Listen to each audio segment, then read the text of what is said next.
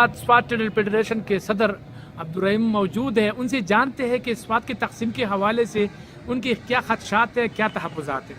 جی بسم اللہ الرحمن الرحیم۔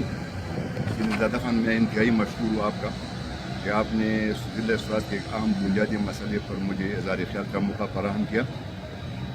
بنیادی بات یہ ہے، ہم حیران ہیں اس بات پہ کہ بنیادی مسائل، مشکلات، محرومیوں، بے انصافیوں، ناانصافیوں اور ظلموں کے خلاف کسی نے بھی آواز اٹھانے کی جرات نہیں کی ہے۔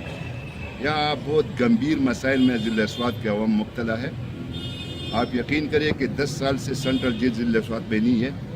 107 جیسے چھوٹے چھوٹے مقدمات میں لوگ تیمارگرہ کی جیل اور ڈگر کی جیل منتقل ہو جاتے ہیں۔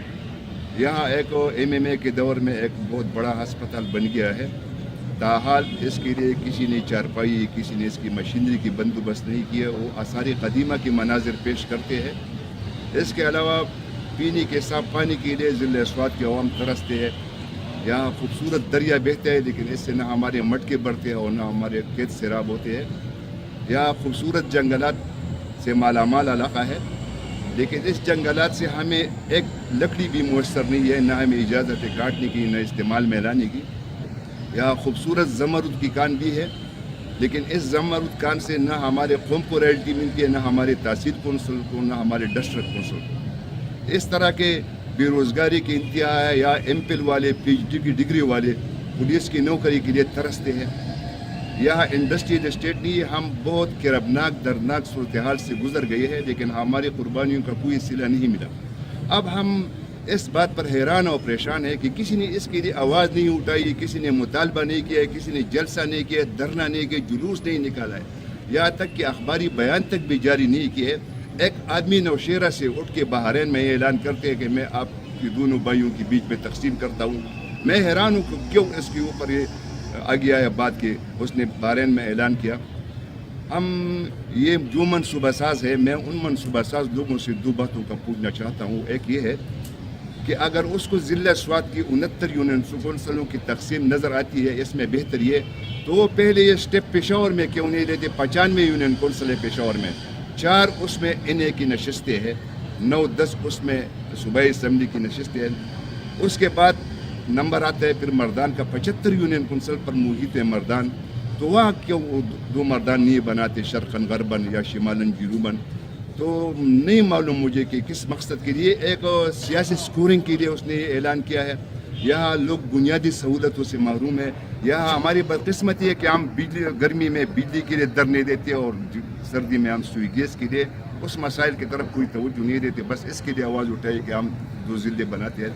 ہم حیران ہیں، ہم نے اپر ضلع اسپاٹ کے لوگوں کو وہ محرومی کی شکار ہے، کوئی ایسی چیز نہیں جس پر ہم نے قبضہ جمایا ہے، اس کو محرومی کا احساس ہو گیا ہے۔ دوسری بات یہ ہے کہ اگر ایک ضلع اسپاٹ سے 4 اضلاع بن سکتے ہیں، ضلع کوستان، ضلع شانگلہ، ضلع بونیر، ضلع اسپاٹ، تو کیا ایک ڈویژن سے 2 ڈویژن نہیں بن سکتے؟ پھر ہم اس مطالعے میں بھی حق بجانے ہوں گے کہ ہم اسپاٹ کی ڈویژن کا درجہ دلانے کے لیے ہم تحریک شروع کریں گے۔ پھر ہم یہ بھی مطالبہ کریں گے کہ ملاکنڈ ڈویژن، اس میں اندر اسپاٹ ڈویژن بن جائے، دیر ڈویژن میں ملاکنڈ صوبے کے لیے ہم آواز بلند کریں گے۔ ہمارا یہ حق بنتا ہے، اگر صوبے بڑھ سکتے ہیں، صوبوں کی تعداد بڑھ سکتی ہے، تو کیا ڈویژن کی تعداد نہیں بڑھ سکتی؟ کیا ایک صوبہ خیبر پختونخوا سے صوبہ ملاکنڈ اس میں نہیں بن سکتے؟ کیا صوبہ ہزارہ کی مطالبہ کرنے والے حق بجانب نہیں ہے؟ دوسری بات یہ ہے کہ جو حکومت کے فنڈ ملتے ہیں وہ ضلعوں کی سطح پر نہیں ملتے، وہ آبادی کے لحاظ سے ملتی ہے۔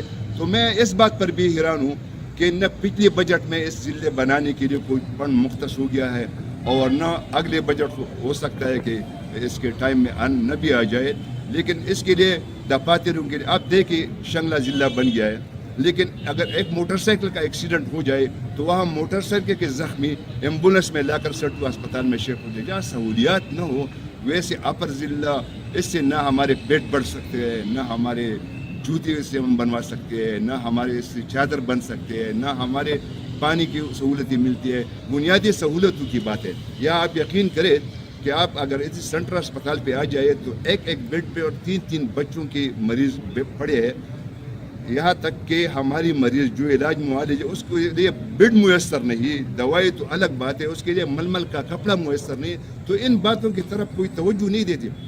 دوسری بات یہ ہے